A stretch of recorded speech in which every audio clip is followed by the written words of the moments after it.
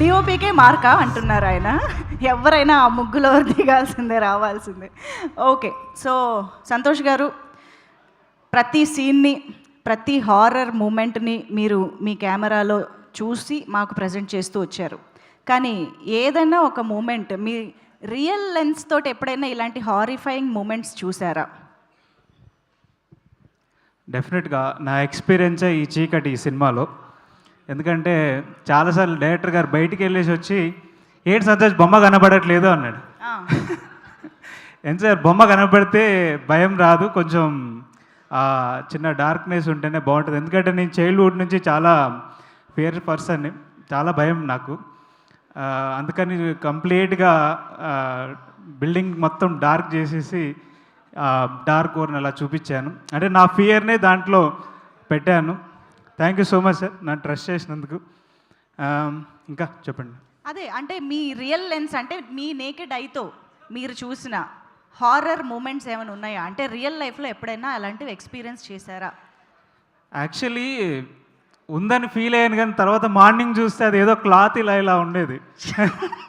Night time అంటే విలేజ్లో ఉన్నప్పుడు మైట్ బి నేను ఒక 10th అలా ఉండుంటా, అంటే ఆల్మోస్ట్ ఆ టైంలో బయటికి కామన్గా మనకి ఆ టైంలో వాష్రూమ్స్ కూడా అవైలబుల్ ఉండవు, బయటికి వెళ్ళాలి.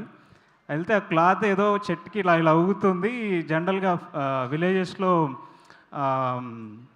బయటికి వెళ్ళొద్దు ఈ టైంలో అనేసి అందరూ ఎర్లీగా పడుకుంటారు. ఆ చిన్నప్పటి నుంచి ఆ ఫియర్ ఉంది చాలామందికి రావడం, వాళ్ళ ఎక్స్పీరియన్స్ చూడడం. నాకైతే రాలేదు కానీ బట్ వేరే వాళ్ళకి వేరేలా బిహేవ్ చేయడం చూసి భయం వేసింది. That was my experience. Okay, ఇప్పుడు ఈ సినిమా ఎక్స్పీరియన్స్ గురించి, ఇదిగో మా గ్యాంగ్తో వర్క్ చేసిన ఎక్స్పీరియన్స్ గురించి చెప్పండి ప్లీజ్. వీళ్ళందరూ యాక్చువల్లీ సిరీస్ చాలా భయము, ఎవరన్నా ఒకరు ఉండాలి. అటు వెళ్తే ఏం సార్ ఇంత చీకటి చేశారంటే, మరి చీకటి ఉంటేనే కదా భయం, తనకు లైట్ ఉంటే ఫియర్ ఉండదు. So that was a real experience ఎవరికైనా. సో అది ఆ 3 సినిమా ఎంటైర్ ఈ బిల్డింగ్లో క్యారీ చేసాం. ఫస్ట్ అయితే సింపుల్గా మంచిగా టూర్ వెళ్ళినట్టు వెళ్ళాం, అరకు బయట సరదాగా. ఇప్పుడు సాంగ్ చూశారు కదా, చాలా సరదాగా స్టార్ట్ చేసి తర్వాత బిల్డింగ్లోకి వెళ్ళి అందరినీ భయపెట్టించారు మా డైరెక్టర్ గారు. అది థ్యాంక్ యూ అండి. ఇంకేమైనా చెప్పాలనుకుంటే చెప్పచ్చు, లేదంటే కూర్చోవచ్చు. యాక్చువల్లీ ఎక్కువ గుర్తు రావట్లేదు, but thank you so much media వాళ్ళకి. చాలా బాగా రీచ్ చేశారు సినిమాని. చాలామంది బయట ఎవరో స్ట్రేంజర్స్ మీట్ అయితే ఈషా మీరు చేశారా అని సర్ప్రైజ్ చేశారు మమ్మల్ని. నేను ఎప్పుడు ఆ సర్ప్రైజ్ వినలేదు నా సినిమాలతో, ఈ సినిమాతో విన్నాను.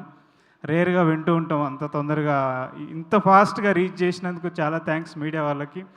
అలాగే ఇంత పెద్దగా గ్రాండ్గా వెళ్ళడానికి వంశీ గారు, బన్నివాస్ గారు ఈ సినిమాని ఇంత గ్రాండ్గా రిలీజ్ చేసినందుకు, ఇంత ఎక్కువ రీచ్ అవ్వడానికి వాళ్ళు reason. Thank you so much sir Bunny Vas గారు అండ్ వంశీ గారు. ఎందుకంటే ఇలాంటి ఒక మంచి కంటెంట్ ఫర్దర్గా యంగ్ పీపుల్, మంచి టాలెంటెడ్ పీపుల్ సినిమా చేయడానికి వీళ్ళు ఇలాగా సపోర్ట్ చేయడం వల్ల వాళ్ళు మంచి కంటెంట్ తీసుకురావడానికి చాలా పాసిబిలిటీస్ ఉన్నాయి. ఎందుకంటే రీసెంట్గానే అఖిల్ సినిమాని పెద్ద హిట్ చేశారు, లిటిల్ ఆర్ట్స్ కూడా చేశారు. ఇట్లాంటి మంచి కంటెంట్ చేయడానికి ఫిలిం మేకర్స్కి స్ట్రాంగ్ అంటే నమ్మకాన్ని ఇస్తున్నందుకు చాలా థ్యాంక్స్. అండ్ ఫర్దర్గా కూడా మేము యాక్చువల్ ఎప్పుడు నేను నమ్ముతూ ఉంటాను, సినిమా మనం నమ్మి చేయాలి, క్వాలిటీగా చేయాలి, కథకి ఏం కావాలో మనం నమ్మి చేయాలి, అప్పుడే సినిమా నిజంగా బాగా క్వాలిటీ కనబడుతుంది అని నేను నమ్ముతూ ఉంటాను.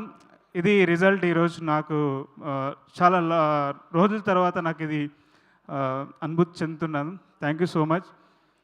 ఇక్కడ వచ్చిన అందరికీ చాలా థ్యాంక్స్. ఎంతమంది భయపడ్డారు ట్రైలర్ చూసి? Hello please.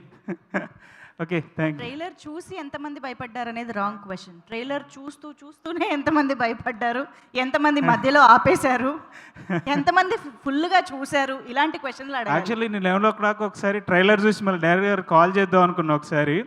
ఎందుకులే ఇప్పుడు మళ్ళీ పడుకుంటే అప్పుడు నేను చేసిందే చూడడానికి భయం వేసింది నాకు, ఆనెస్ట్లీ నా ఎక్స్పీరియన్స్.